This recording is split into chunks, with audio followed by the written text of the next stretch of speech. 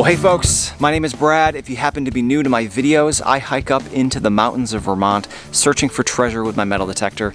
And today, I did just that. I hiked for a very long time today in the middle of absolutely nowhere. And this property that I'm on today was actually inhabited less than 100 years ago. They were here around the 1940s, so there's absolutely no telling what we might find today. Now, if this is one of the first of my videos that you've seen, I publish one of these every single Friday. So if you like what you see here today, consider hitting that subscribe button, or you can just come on back next week. I'm gonna get that metal detector turned on, see what we can find. Well, as you can see, there's a hole right here, and I just dug up this key, which, you know, it's not a skeleton key or something, but I do believe it to be period with this home, 100 years or so. And I rechecked my hole, as I always try to do, and there's another target there, which is about the same number, 70. So maybe there'll be two keys. Let's see.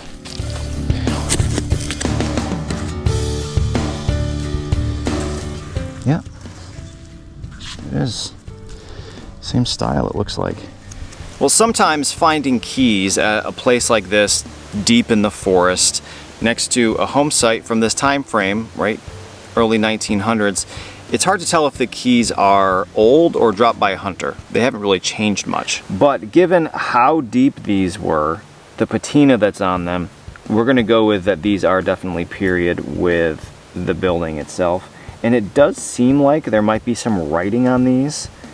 I'll see if I can get them cleaned up, and maybe that'll shed some light on exactly how old they are. I actually can make out, well, I could make out the word Boston on one of them. We're gonna go with more than likely not automotive. I don't think they were bringing cars up in here ever. This is more than likely horse and wagon territory.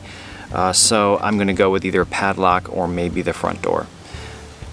Two of them, right? They must have been on a key ring, dropped at the same time. What a pain that must have been in those days, right?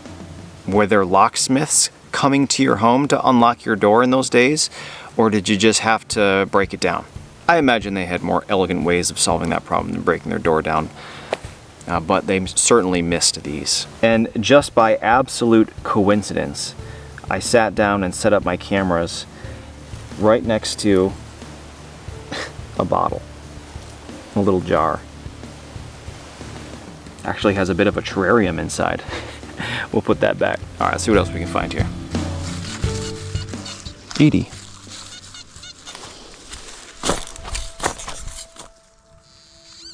Oop, looks like a coin. Ooh, nice. Well, given folks lived here from 1920 to around 1940, the coins that I'm expecting to find here today are going to be wheat cents for pennies. Anything larger than a 1-cent coin is going to be silver, and it's very unlikely we're going to be finding any big coppers like large cents here. That being said, what I just found is a Indian head cent, the design just before the wheat cent. Unfortunately, it's rather crumbly down here by the date, but it looks like it's either 1900, it could be 1890, 1899, 1898, something like that. Now, they made these until 1909, so of course it's possible the folks that were living here had this in their pocket. In fact, it's very, very likely they did. But it's just a fun little surprise, expecting to find wheat cents here to see a potentially much older design. And it's also not out of the question that we could find Indian head cents here dating way back to the 1860s. Not this one though. The date on this definitely corresponds to the folks that lived here and dropped it. Maybe we'll find some more older stuff like this here. Let's see. 54. Whoa.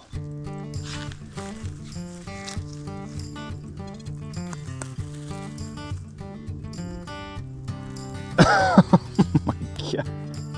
What in the world? Is this stainless? Well, that was a bit confusing. When I first saw that silver at the bottom of the hole, I thought maybe it was going to be a silver spoon. but it didn't read high enough on the metal detector to be silver. And then as I pull it out, we very clearly see that this spoon was used for target practice. You can imagine the original owner bent over the handle, hung it on a tree limb, and used it as target practice. It looks like a relatively small caliber bullet. They might have even hit it a couple times before it went flying. They obviously didn't have Wi-Fi up in these parts, so they needed to entertain themselves in other ways. And I have found a variety of shot items before. Lots of padlocks, coins. I guess people would throw up coins and try to shoot them. I think this is the first spoon I've ever seen, but it makes a lot of sense, right? A round target here, a handle to hang it. And I did triple check. It does say stainless, not silver. They would have been pretty well off to be shooting their silver spoons. It won't surprise me one bit if we find more of these. You can imagine a little shooting range in their backyard, their backwoods. Funny.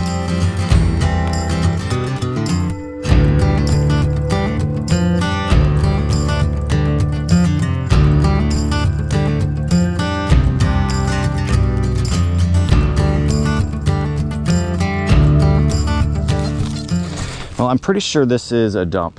I just dug a target right here. It ended up being this piece of like pie plate. And as I opened up the hole, there was just fragments of pottery and glass and all kinds of stuff. I've got a reasonably nice target. These are all over the place. This is the one that I had initially turned the camera on for. 69.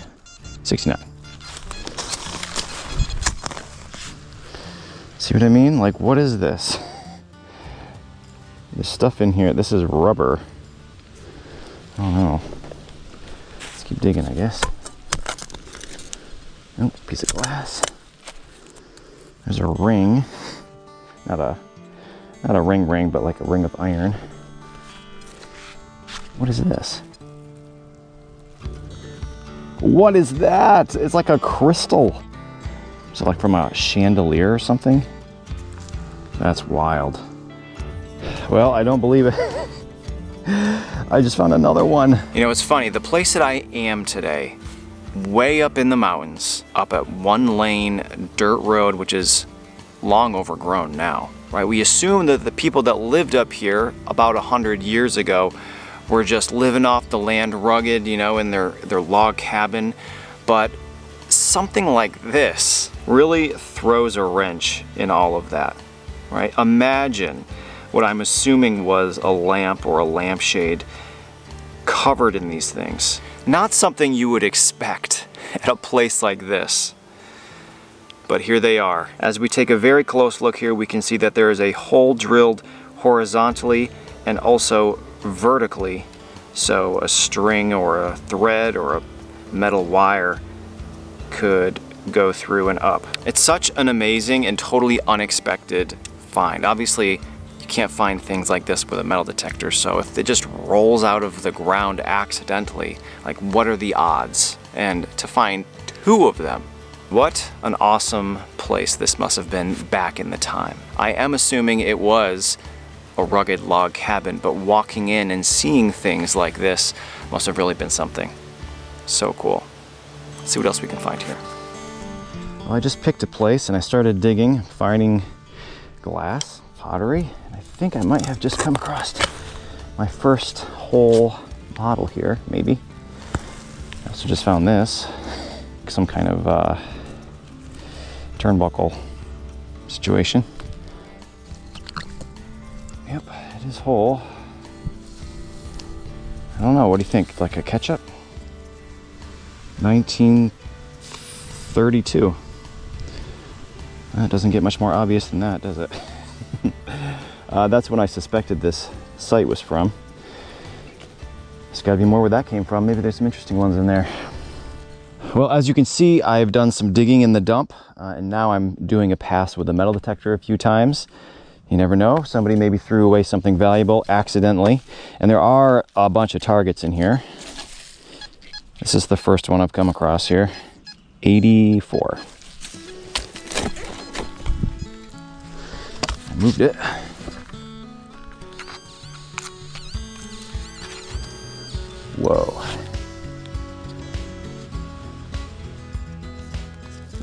that looks like a buckle.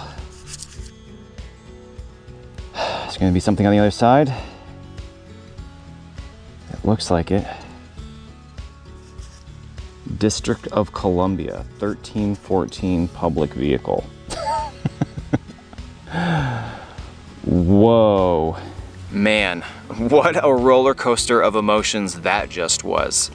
When it rolled out and I saw that it was some kind of buckle or badge, my mind automatically went to Civil War or Revolutionary War military buckle or plate.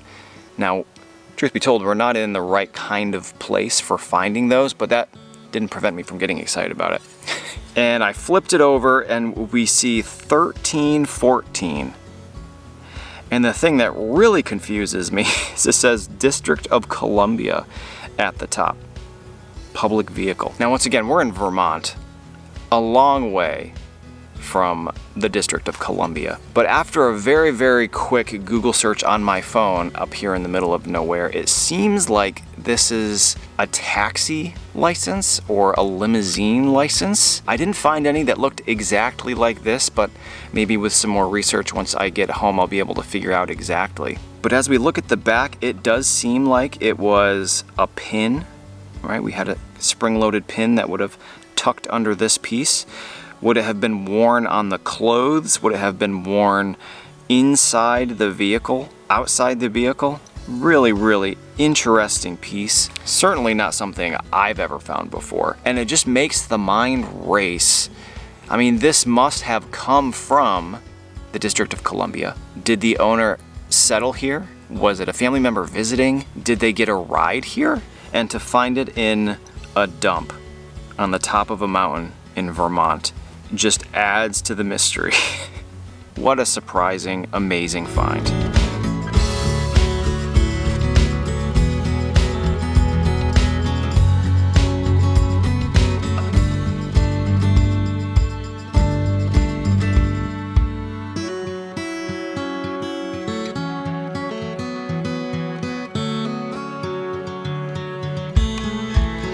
This is a very nice target, 91.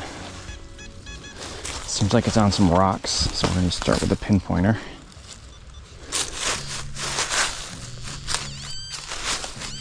It's right here.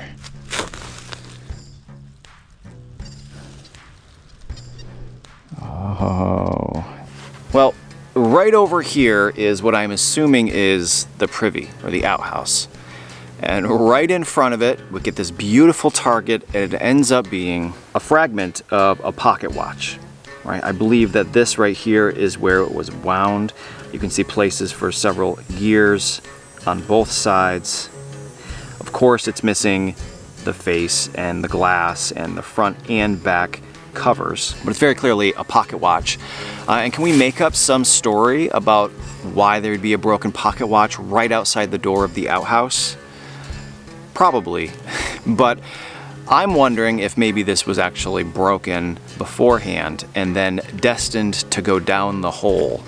A lot of trash in those days went down into the privy. In fact, you can find hundreds and hundreds of videos on YouTube of folks digging those back out again to find the treasures at the bottom. That's my guess for this. Pocket watches, for me though, always conjure up this amazing image of these sharply dressed men pulling out their pocket watch to see what time it was, and really kind of connects you to especially this time frame. Pretty cool. Let's see what else we can find. What we have here is a 91, very loud. I did just find a sardine can right over there, so it's probably another one of those.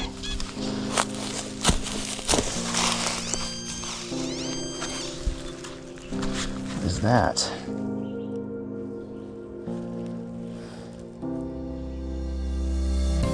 Oh, I think this is a toy car. Well, this certainly doesn't look like any Matchbox car I've ever found before. Look at this thing. It's like a blimp. Fortunately, it's very broken, which I suppose is to be expected. But we can see that it was blue. And again, it's easy to forget way up here in the middle of absolutely nowhere, if there was a family living here and they had kids, the kids would have likely had toys. and I very, very rarely find children's toys up in the mountains, but this is an excellent example of one. So cool. I'm confident there's going to be a name brand on here somewhere, probably on the inside here. I'll have to get it cleaned off and see if I can locate that, but there's also at least several of you out there that can probably tell me exactly what this is. Definitely not a can of sardines. So glad I took the chance and dug this thing up. What an awesome, awesome find. Got an 80 here. It's a bit loud. Actually sounds like it's real close to the surface too.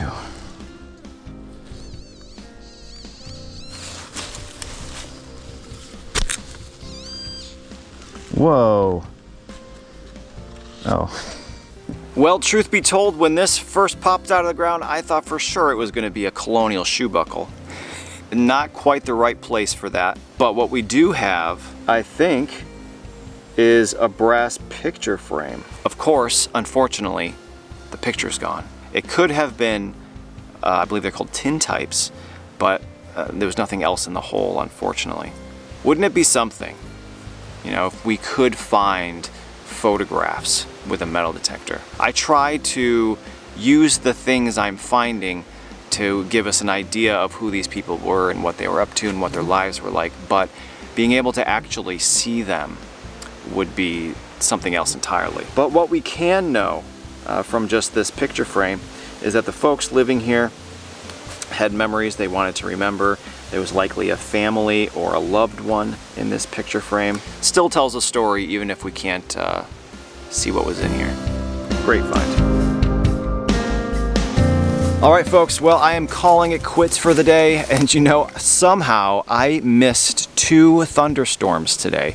I heard them off in the distance, but they moved on, but a third one is on its way. My wife just texted to let me know, so I'm going to get out of the mountains while I can still do that dry. What an awesome place this was. I had assumed it was somewhat of a poor home or a cabin way up in the mountains, but some of these things that we found is really contrary to that. Some really awesome stuff. Let's take a look at it. I've got it all laid out. All right, well, here are all of the treasures after metal detecting pretty much all day at a 1920s to 1940s home site way up in the mountains. A few of these things are very unexpected for me.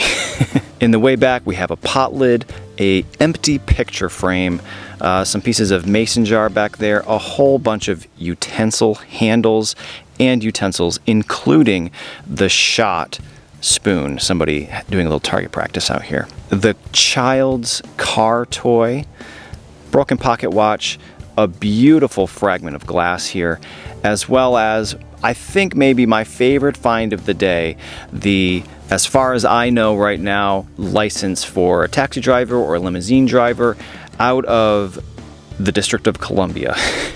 Really, really far from its home. Pair of keys, 4 coins here, 2 wheat cents and 2 Indian head cents, and then a pair of cut crystals, which I can only imagine were part of an absolutely beautiful lampshade. I don't think it was a chandelier, but you never know. I hear the booms coming. Thanks for watching. I hope you enjoyed today's video. Hopefully I will see you next Friday for another new adventure somewhere up here in the mountains of Vermont.